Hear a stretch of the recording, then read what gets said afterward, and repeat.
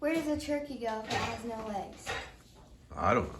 Where you left it. Up, up, up, up.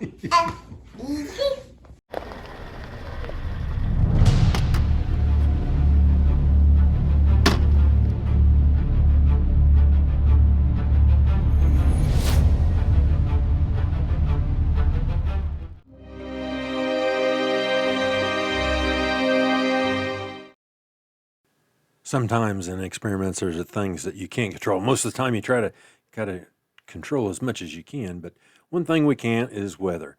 And so a number of different factors went into this. But overall, what happened was we opened this ground up with our tillage tools and didn't stay with it like maybe what we should have. And when you open up ground that is too wet, if you're not really on it, it becomes cloddy. So this ground was cloddy. Now we got a good stand up, and we did. It had a good stand, looked good, but a lot of air voids. And so we got this rain event, which included hail, as you can see here, the kind of shredded look that the corn has. Had this rain event, and those voids, this particular ground is a little more susceptible to too much water. And it just never really fully recovered.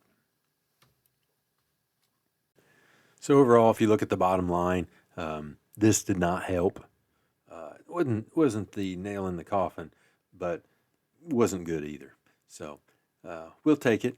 We ended up with corn, but I would have liked it to be better.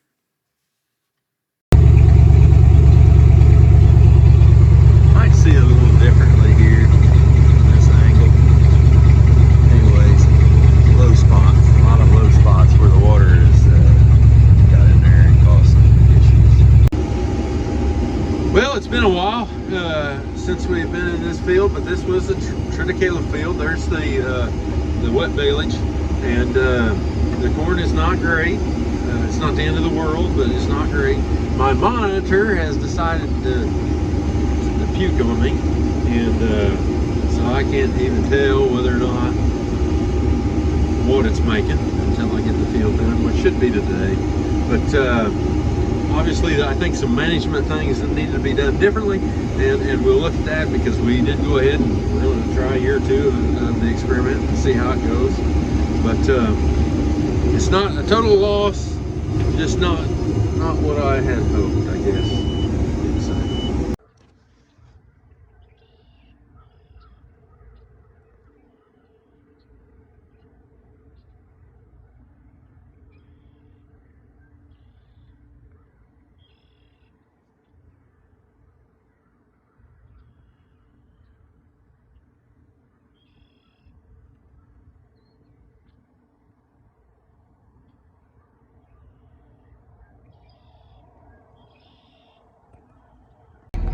Dad, they look beautiful. Dad, Are they beautiful? yes, but look, Dad, one has a hole. Yeah, that one has a hole. It ripped, didn't it? And one up there has a hole. Yeah. How's it look, Dad? Looks all right. Yeah.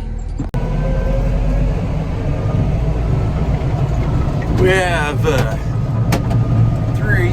It's hard to get them to pick up 3 Triticale bales wrapped up there. We're taking over to our feedlot calves, and so the experiment continues. We like what we see so far, but we do have some things that we need to adjust. Moving them is not the easiest because you can't puncture the plastic, and there are a lot more of them because they're heavy bales, they're smaller bales, so that's an issue for us. What else is? Oh, and feeding them is different than a round bale. So if you're used to round bales, you know, you cut the strings, and then you got the bale on the prong. So you cut the strings, you put it out there, and everything stays kind of wrapped together. There goes Lila. But that's not what occurs. Because it was cut into pieces, somewhat similar to silage through the baler. Basically, it just falls apart. So it does have one thing, a net wrap around it. So you leave that on there. you peel off the plastic, you prong it, stick it over the ring, and then cut the net. So in the winter, that's going to be unpleasant. So thankfully, I've got some regular round bales, and we'll use those when things get to be nasty, and we'll try to figure out, we'll try to come up with some type of wagon or something that we can pull out, feed wagon, where we can put several of these in, because they do go faster, but it's very, very nutritious. I haven't tested it, I don't know what the content level is, but man, do they just go after it. It smells just like silage. So far, it's an interesting experiment. Got some other issues with the corn that we planted behind it. I will do some things differently there to get some nitrogen on up front. That has set us back, and the way the weather's went has not been the way I would like it. It looks pretty sick right now, as a matter of fact. So we'll have to do just that in the future. Had it been beans, which I think in hindsight would have been better. Had it been beans, let's see, no, had it been in corn stalks going to beans, that would have been the way to go, I think. I don't know. It's a work in progress. So the experiment continues. Okay, so what we just did was the first time we did it this way. What I should have done is set it on end, so the cylinder pointed upright, cut it, because I had to really work not to cut the net. But I wish you could smell it. Man, it smells good, doesn't it? Yeah, it smells good. Yeah. So we pull that off like so. So the next thing is then we will lift it over the bale ring and cut the net, and it just crumbles. This is the first. This is what happened to the first bale when I tried to set it out. It just kind of crumbled, which we need to pitchfork that, and when we can, and there's a plastic under there. Yeah, so all right.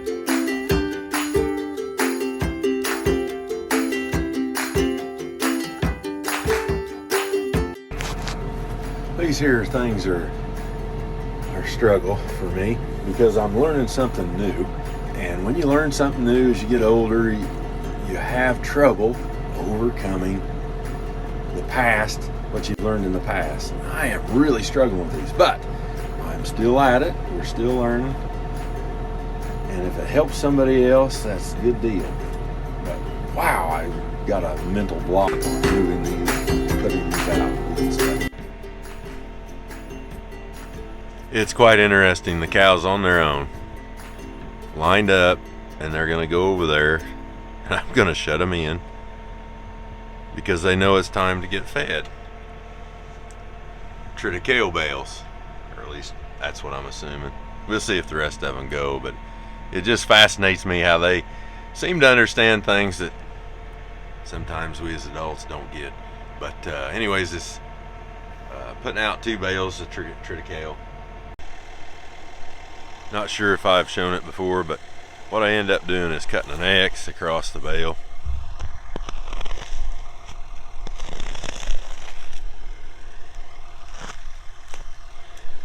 And then come down the side. Now there is a net. There's a net. And I don't want to really cut the net, which we don't, because in a lot of cases that net is a little bit further in, and so see, I don't know if you can see that, but there's a net with some of the hay, green hay, beside it, or on the inside of it. So as I pull that out, in reality, there's a piece there. Now what we found is it's easiest to unroll the net and to cut it if I can find the edge, which I've had some pretty good luck at finding the edge.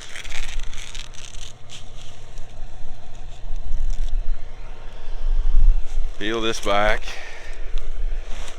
clear down, like so.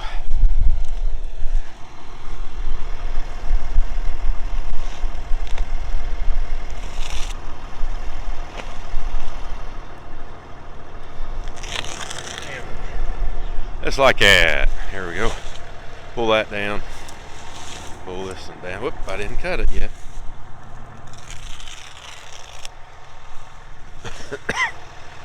So there, I pulled that. Okay, let's see if we can find it. If we can find where it cut. Maybe the one time I'm not. Oh, right here maybe. Yep. Okay, so now I just gotta get that unwound.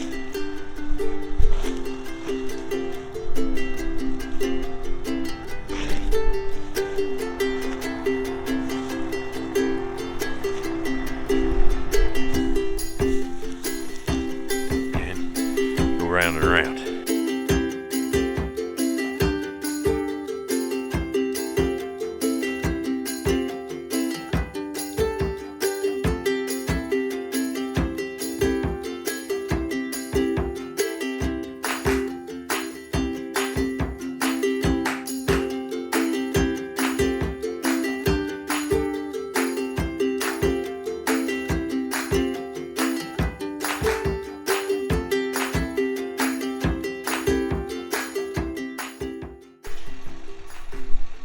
I could be helping right now, but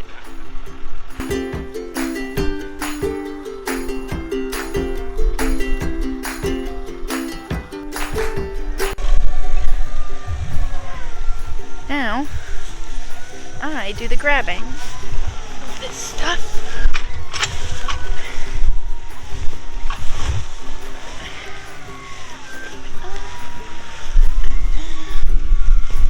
Grab.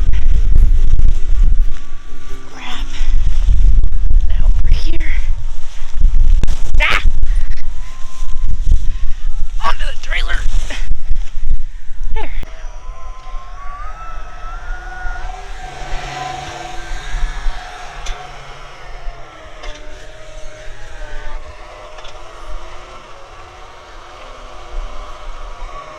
Oh gosh. Okay.